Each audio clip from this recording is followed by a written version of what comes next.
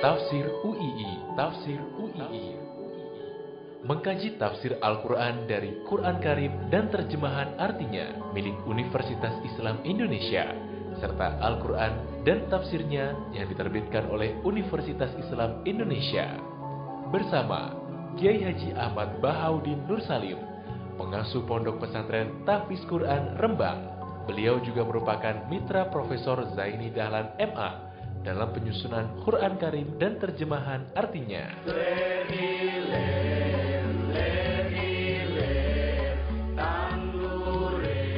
Assalamualaikum warahmatullahi wabarakatuh. Para pendengar radio Indonesia yang kami hormati, mari kita teruskan pengajian tafsir Universitas Islam Indonesia.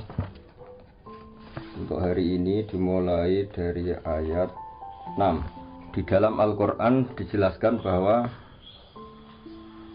orang-orang kafir adalah selalu ingkar, baik mereka engkau peringatkan atau tidak, sama saja mereka tidak akan beriman.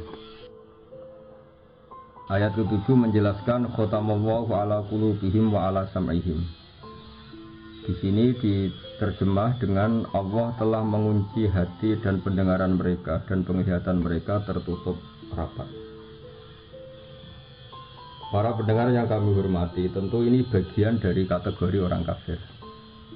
Ada orang kafir tertentu yang karena angkuhnya, karena cueknya terhadap kebenaran, sehingga dihukum Allah dengan dikunci hati dan pendengaran mereka.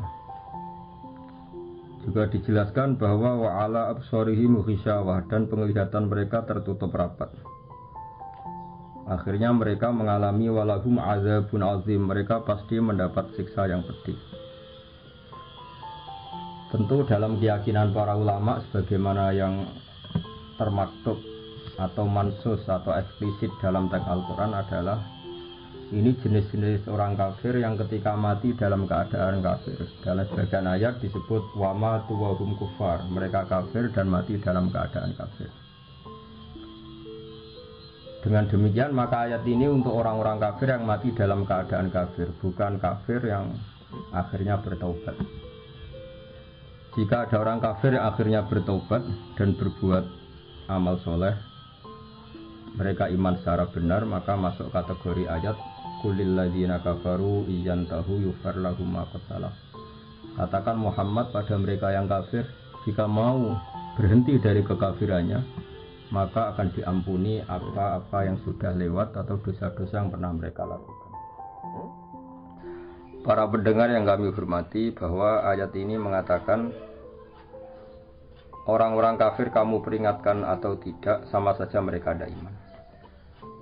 Meskipun ini satu kejadian atau satu fakta, satu kategori yang faktual di antara orang-orang kafir, yaitu diperingatkan apa tidak diperingatkan tetap tidak iman. Tapi ini tidak menjadikan hukum bahwa Nabi tidak wajib dakwah atau memperingatkan. Dalam banyak ayat Allah mengatakan in alaika illal balagh, kamu Muhammad harus tetap menyampaikan meskipun mereka menolak. Karena menyampaikan kebenaran, memperjelas kebenaran atau berargumentasi tentang kebenaran harus selalu disampaikan kepada mereka. Dan tentu sebagian mereka faktanya iman. Dengan demikian ayat ini khusus bagi mereka yang kafir dan mati dalam keadaan kafir, baru diancam walahum azabun azim, mereka itu dapat siksa yang pedih. Tapi jika mereka kafir dan menjadi mukmin karena penjelasan-penjelasan Nabi, maka dia dihukumi mukmin dan dia berhak masuk surga. Dalam surat Al-Bayyinah dijelaskan bahwa fungsi Nabi adalah bayyinah. Bayyinah maknanya adalah menjelaskan satu kebenaran yang begitu jelas, sehingga orang yang paling ingkar sekalipun, paling bodoh sekalipun, paling angkuh sekalipun, karena penjelasan Nabi sangat argumentatif dan sangat rasional, banyak juga mereka yang menerima. Bagaimana termaktub dalam surat Al-Bayyinah, lam yakunil ladzina kafaru min ahlil kitabi wal musyrikin munfakina hatta ta'tiyahumul bayyinah rasulun minallahi yatlu suhufan mutahharah. Mereka yang kafir, baik kafir golongan Yahudi Nasrani maupun kafir dari golongan musyrik Mekah kala itu, tidak akan tercerabut dari akar kekafirannya sehingga datang al-bayyinah. Al-bayyinah itu apa? Kebenaran sejati, kebenaran yang begitu gamblang, begitu jelas, begitu transparan. Yakni adalah Rasulun minallah yatlu suhufam mutahharah, yaitu Rasul Allah yang membaca lampiran-lampiran suci, yakni Al-Quran. Ada fakta sejarah bahwa Umar bin Khattab dulu itu kafir. Dia dikenal dengan preman pasar ukat. Dia dengan lantang mau membunuh Rasulullah. Ketika di tengah perjalanan, Umar ketemu sama temannya. Dia ditanya, mau kemana kamu Umar? Mau bunuh Muhammad karena dia sudah bikin agama yang baru. Lalu kata temannya tadi, kenapa kamu membunuh Muhammad sementara saudari kamu, saudara putri kamu juga sudah mengikuti Muhammad? Lalu Umar berbalik arah mencari adiknya. Kemudian setelah ketemu adiknya, ternyata adiknya baru mengkaji surat Toha bersama suaminya. Ketika Umar datang dan mendengar surat Toha tadi, yang diantaranya dikatakan ada wahyu, Toha ma anzalna alaikal Qur'ana litasqa illa tazkiratal liman yakhsha. Muhammad, kamu saya turunkan Al-Quran kepada kamu ini bukan untuk kamu celaka. Quran turun kepada kamu hanya untuk sebagai peringatan liman yakhsha, bagi mereka yang punya rasa takut kepada Allah Subhanahu wa taala. Kenapa Allah perlu ditakuti? Karena Allah adalah zat yang mempunyai langit bumi, yang menguasai alam raya. Sebab itu diistilahkan dalam Al-Qur'an tanzilam mimman khalaqal arda was samawati al-ula. Lalu ketika Umar mendengar ayat ini, dia tahu dan dia berkomentar, ma hadza min qaulil bashar, enggak mungkin karangan manusia seperti ini. Akhirnya dia iman. Lalu setelah iman mencari Rasulullah dan ketemu di rumahnya Zaid bin Arqam, kemudian dikenal sebagai tanggal kejayaan Islam karena saat itu Umar masuk Islam. Dengan fakta-fakta seperti ini, maka ayat 5, ayat 6 dan ayat 7 adalah khusus orang-orang kafir yang mati dalam keadaan kafir. Tapi bukan berarti semua kafir adalah ngalami khotamallahu ala qulubihim wa ala sam'ihim. Orang-orang kafir yang hatinya ditutup sampai mati, tidak. Sebab banyak juga orang kafir yang akhirnya masuk Islam. Yang masyhur dalam sejarah ada Sayyidina Umar bin Khattab, ada Khalid bin Walid, ada putra Abu Jahal, Ikrimah bin Abi Jahal, ada Abi Sufyan, masih banyak lagi kafir-kafir Quraisy yang akhirnya masuk Islam. Dengan demikian ayat 6 sampai 7 adalah kategori tertentu, yaitu mereka kafir dan mati dalam keadaan kafir. Sementara orang-orang kafir yang akhirnya masuk Islam, baik secara individu kayak Sayyidina Umar, kayak Sayyidina Khalid bin Walid, kayak beberapa sahabat, juga di akhir masa kenabian Rasulullah sebelum beliau wafat, tepatnya peristiwa Fathi Mekah, ketika Mekah dikuasai Rasulullah, adalah ada gelombang di mana orang kafir secara massal masuk Islam, yaitu yang disebut dalam surat Fatah, idza jaa nasrullahi wal fathu wa ra'aitan nasa yadkhuluna fi dinillahi afwaja. Jika telah datang pertolongan Allah dan telah datang juga kemenangan-kemenangan kamu atas musuh-musuh kamu Muhammad, dan akhirnya kamu melihat, bersaksi, melihat langsung, wa ra'aitan nasa, kamu melihat para manusia, para orang-orang kafir, yadkhuluna fi dinillahi afwaja, wa ra'aitan nasa yadkhuluna fi dinillahi afwaja. Kamu melihat manusia memasuki Islam, termasuk Islam dengan keadaan bergelombang-gelombang, bergelombang-gelombang atau berjamaah-berjamaah. Dengan demikian jelas sekali bahwa kategori orang kafir adalah satu, orang-orang kafir yang mati dalam keadaan kafir. Ini yang kena vonis di neraka selamanya, walakum adzabun azim. Ada orang-orang kafir yang akhirnya Islam. Ini yang disebut dalam ayat qulil ladzina kafaru iyantahu yughfar lahum ma qad salaf. Katakan pada orang-orang yang kafir, jika mau berhenti dari kekafiran, maka dosa-dosa mereka akan diampuni. Lalu tentang kewajiban sawaun alaihim angzartahum am lam tunzirhum. Tentu kita sepakat sebagaimana mansus atau eksplisit atau termaktub dalam Al-Qur'an, Nabi diutus Allah dalam untuk memberi penjelasan kebenaran. Sehingga dari penjelasan-penjelasan itu Nabi bisa mengubah bangsa Arab yang dulu mayoritas kafir menjadi mayoritas muslim. Ini yang disebut al-bayyinah. Ada contoh unik dari kekeliruan orang kafir yang sudah akut, tapi karena logika yang dibangun Nabi, akhirnya mereka tercerabut juga dari kesalahan itu, bisa terbebas juga dari kesalahan itu. Orang-orang kafir adalah merasa bahwa di dunia ini urusan banyak, kasusnya banyak, problem hidup banyak, beban hidup banyak. Sehingga mereka berpikir kalau kita punya Tuhan satu maka tidak cukup untuk menyelesaikan masalah-masalah kita. Lam yasa'na ilahun wahid. Tentu kita tidak cukup oleh Tuhan satu karena urusan kita banyak, problem kita banyak. Begitu seterusnya. Sehingga di seputar Ka'bah itu ada 360 berhala. Belum berhala-berhala kecil yang disembah oleh mereka yang musyrik di rumah masing-masing sebagai benda yang dituhankan. Ketika Rasulullah mengajak bahwa Tuhan itu harus satu, Tuhan itu enggak sama dengan makhluk, mereka protes, ya Muhammad, kita-kita ini punya urusan banyak, punya problem banyak, tidak mungkin masalah semua ini selesai dengan satu Tuhan. Ini yang diceritakan oleh Allah Subhanahu wa taala dalam ayat aja'alal alihata ilaha wahida inna hadza lasyai'un 'ujab. Masa Muhammad mengajari kita satu Tuhan? Ini aneh. Karena urusan banyak kok Tuhannya satu. Lalu Rasulullah dengan sabar, dengan bijak, dengan telaten mengajarkan mereka.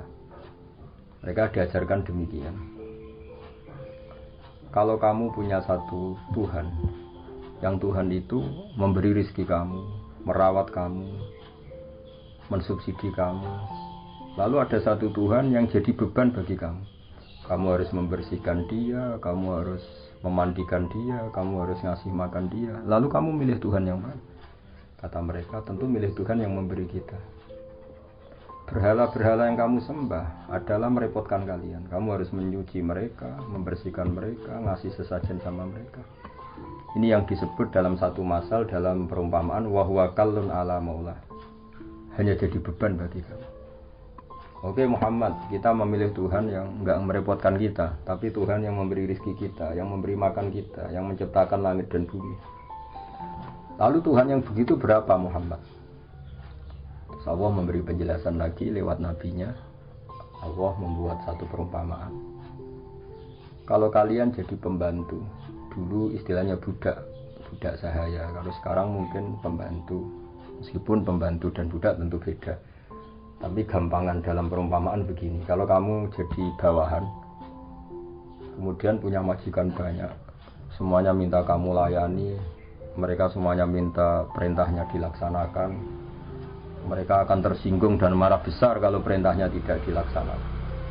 Lalu majikan Anda ini banyak, perintahnya beda-beda, seleranya beda-beda, semuanya tersinggung kalau semua perintahnya tidak dilaksanakan.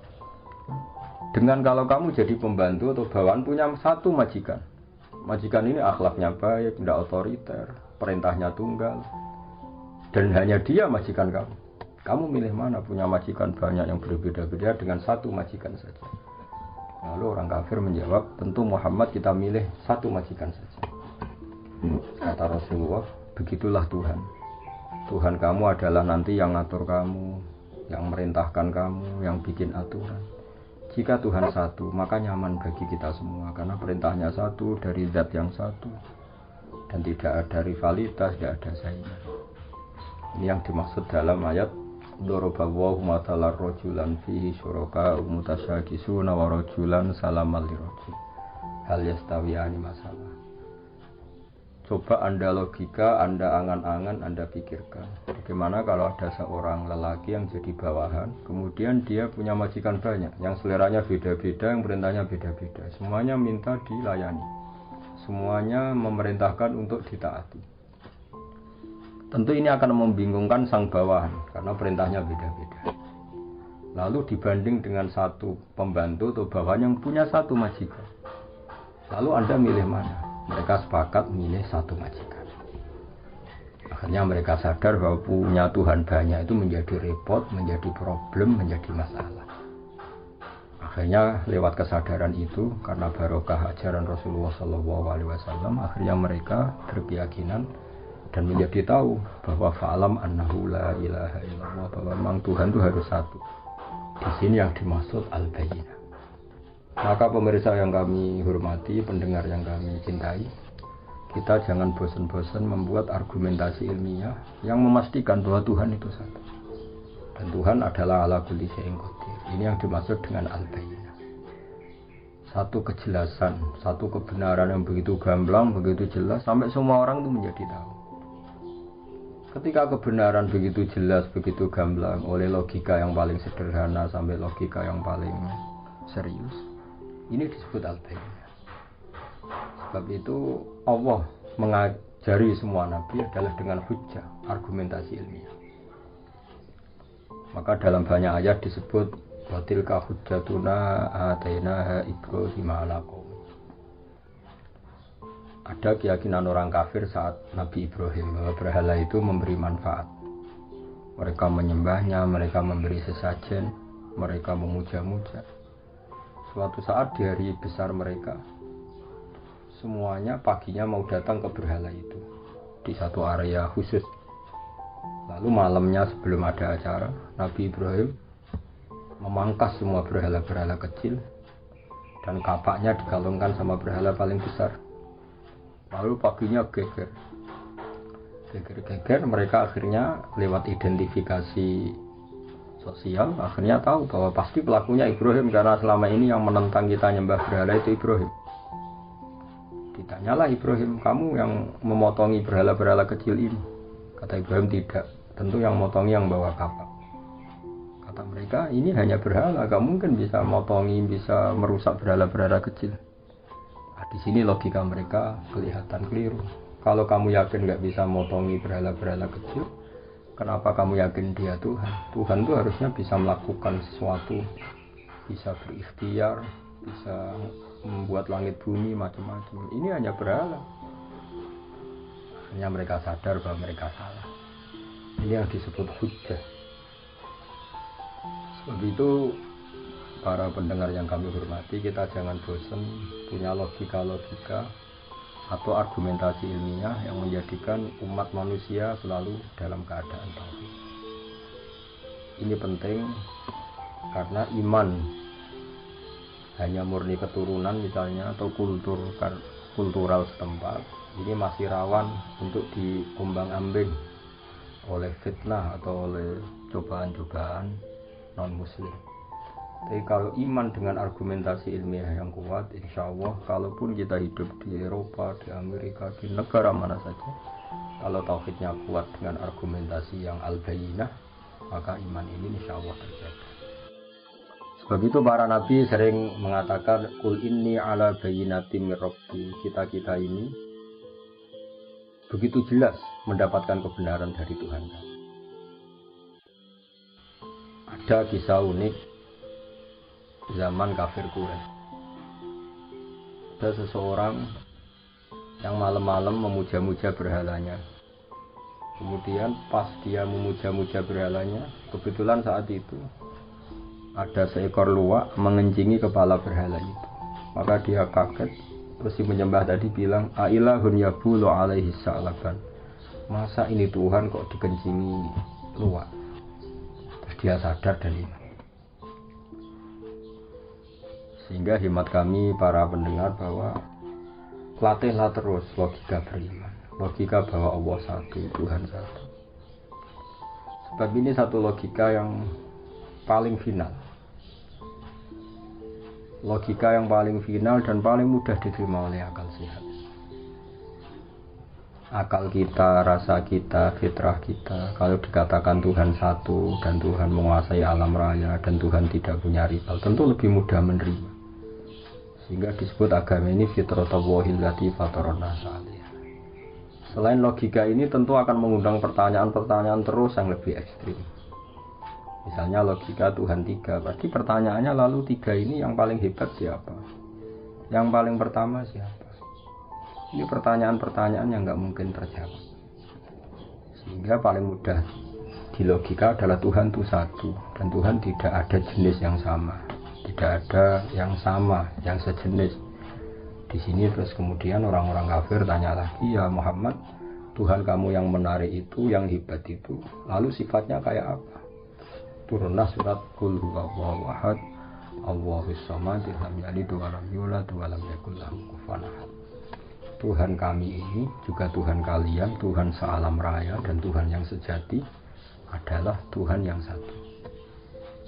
Allahus samad dan Tuhan yang menjadi tujuan untuk kita lapuri masalah-masalah kita. Tuhan yang kita berdoa kepadanya setiap kita punya masalah. Lalu ciri Tuhan lagi adalah lam yalid wa lam yulad. Dia tidak melahirkan juga tidak dilahirkan. Ini penting karena Tuhan adalah zat yang nggak mungkin ada kembarannya. Sehingga kalau punya anak nanti penuh anak itu sejenis dengan bapak. Padahal ini tidak mungkin dalam Tuhan. Karena Tuhan adalah laisa kamitslihi syai'un, pasti tidak ada kembarannya. Karena Tuhan adalah zat yang azali, yang pertama, dan tentu punya sifat-sifat yang sama sekali berbeda dengan makhluk. Yang oleh istilah para ulama disebut mukhalafatul hawadisi, pasti beda dengan makhluk. Kalau bahasa Quran menyebut laisa kamitslihi syai'un, pasti tidak ada padanya. Kemudian ayat ini ditutup walam yakul lahu kufuwan ahad, dan tak ada seorang pun yang akan menyamai Tuhan sampai kapanpun. Di sini banyak sekali individu-individu kafir Quraisy yang masuk Islam. Kalimatnya adalah ketika Fathu Mekah mereka masuk Islam secara bergelombang-gelombang. Sebab itu sekarang kita saksikan Mekah, Madinah dan semua Timur Tengah mayoritas Muslim. Ini barokahnya penjelasan atau al-bayinah atau argumentasi ilmiah yang terus diterangkan, dibawa-bawa, disosialisasikan oleh Rasulullah SAW. Sebab itu saya ulang lagi ayat 6 innal ladzina kafaru sawa'un 'alaihim a'andzartahum am lam tunzirhum la yu'minun. Di sini diterjemah, adapun mereka yang ingkar, baik mereka itu engkau peringatkan atau tidak, sama saja mereka tidak akan beriman. Ini adalah jenis-jenis atau kategori orang kafir yang mereka kafir terus sampai mati. Misalnya Abu Jahal, Abu Lahab. Tapi tentu ini satu jenis. Yang nanti ada jenis lain dari orang-orang kafir itu yang masuk ayat. Misalnya idza jaa nasrullahi wal fathu wa ra'aitan nasa yadkhuluna fi dinillahi afwaja. Jadi ada orang-orang kafir yang akhirnya masuk Islam dan mati dalam keadaan Islam. Dan itu banyak sekali sebagaimana kita tahu dalam sejarah, ada Umar, ada Khalid bin Walid, ada Abi Sufyan dan sebagainya dan sebagainya. Sebab itu dalam disiplin ilmu tafsir dijelaskan seorang mufassir atau seorang mutarjim menerjemah harus hafal Quran dan harus menguasai makna-makna Quran. Sebab 1-2 ayat kadang-kadang di situ Allah hanya menjelaskan satu kategori saja. Ada kategori-kategori lain yang dijelaskan di ayat lain. Misalnya ada ayat yang menjelaskan umat Islam itu wajib melakukan ini. Misalnya disebut 4. Di ayat lain disebutkan sampai 8. Di ayat lain lagi misalnya disebutkan sampai 6. Lalu kita menghitung semua itu termasuk kewajiban. Dan itu normal dalam ulumul Quran. Sebab itu misalnya di sini diterangkan hanya ada orang kafir, misalnya yang akhirnya berjenis sawa'un 'alaihim andzartahum am lam tunzirhum. Orang-orang kafir yang kamu peringatkan apa enggak tetap enggak mukmin, artinya tetap kafir. Tapi ada orang-orang kafir yang akhirnya munfakin, tercerabut dari akar kekafirannya karena datang sebuah bayinah. Ini yang disebut lam yakunil ladzina kafaru min ahlil kitab wal musyrikin munfakina hatta taqtiyahumul bayinah. Ini penting saya sampaikan biar kita punya tradisi kalau sebagai mufassir atau pengambil makna dari Quran, kita harus komprehensif ayat-ayat yang terkait kita kaji, tematik-tematik yang terkait kita kaji, asbabun nuzul kita kaji, kesimpulan-kesimpulan linguistik juga kita kaji, fakta-fakta sosial juga kita kaji. Dengan demikian terus kita menyimpulkan ada sekian kategori yang baru boleh kita yakini sebagai hasil penelitian atau hasil penafsiran. Contoh gampang misalnya begini. Di ayat-ayat umum tentu orang baik itu wa yuqimunas shalat, yaitu yang mendirikan sholat. Orang-orang baik adalah orang-orang yang iman bil ghaibi, melakukan sholat, mau melakukan zakat. Kemudian di sini misalnya secara eksplisit gak disebut haji, tapi nanti di ayat lain jelas di antara rukun Islam misalnya kita kena khitab, kena aturan wa atimul hajjal umrata lillah. Atau misalnya di ayat lain dijelaskan walillahi 'alan nasi hajjul baiti man istata'a ilaihi sabila. Kamu ini kalau mampu wajib haji misalnya. Nah, kenapa ini di ayat yang berbeda? Karena memang Quran turun itu dalam durasi waktu 23 tahun. Ada masa di periode-periode Mekah Rasulullah hanya menjelaskan argumentasi tauhid. Makanya ini disebut ayat-ayat Makkiyah atau surat-surat Makkiyah. Kemudian di Madaniyah karena Islam sudah mapan, kemudian kewajiban-kewajiban Islam diterangkan secara eksplisit. Mulai zakat, bahkan kadarnya, nisabnya, aturannya, bahkan mustahiknya, siapa yang berhak menerima zakat, misalnya innamas shadaqatu lil fuqara dan seterusnya. Sehingga justru di antara mukjizat Quran, tingkat kesusastraan Quran adalah menjelaskan itu sesuai konteks. Sebab itu kita tidak bisa menyimpulkan satu Quran tanpa Anda harus hafal dulu semua. Kalau tidak, kamu harus mengikuti ulama yang hafal, yang ahli tafsir. Karena ayat ini menjadi komprehensif, menjadi lengkap pemaknanya setelah kita memperbandingkannya. Misalnya tadi, di awal Baqarah belum dijelaskan kewajiban haji. Tapi nanti di awal juz 4 misalnya, ada kata-kata walillahi 'alan nasi hajjul baiti man istata'a ilaihi sabila. Di ayat lain sampai dijelaskan cara berhaji. Misalnya kamu harus begini, kalau haji itu ada kemungkinan ifrad, tamattu, qiran. Kalau tamattu aturannya faman tamatta'a bil umrati ilal haji famastaysara minal hadi dan sebagainya. Dengan warning dari saya demikian, saya mohon sekali bahwa ulumul Quran adalah ilmu yang sangat sensitif, yang sangat peka, karena Quran adalah kitab suci, panutan umat Islam. Maka sebaiknya seseorang jangan gegabah dalam menafsirkan Quran. Kalau kita tidak ahlinya, bisa merujuk ke terjemah Kemenak atau terjemah-terjemah keluaran Al-Azhar, keluaran konsensus para ulama yang kredibel, atau mengikuti ulama-ulama yang muktabar, yang kredibel, yang kapabel di bidang. Saya kira untuk pertemuan ini kami anggap cukup, dan insya Allah pada pertemuan berikutnya mulai ayat 8 yaitu Allah menerangkan tentang sifat-sifat orang munafik yang dimulai dari ayat wa minan nasi may yaqulu amanna billahi wa bil yaumil akhir wa ma hum bimumin. Mohon maaf atas semua kesalahan. Wabillahi taufiq wal hidayah. Wassalamualaikum warahmatullahi wabarakatuh.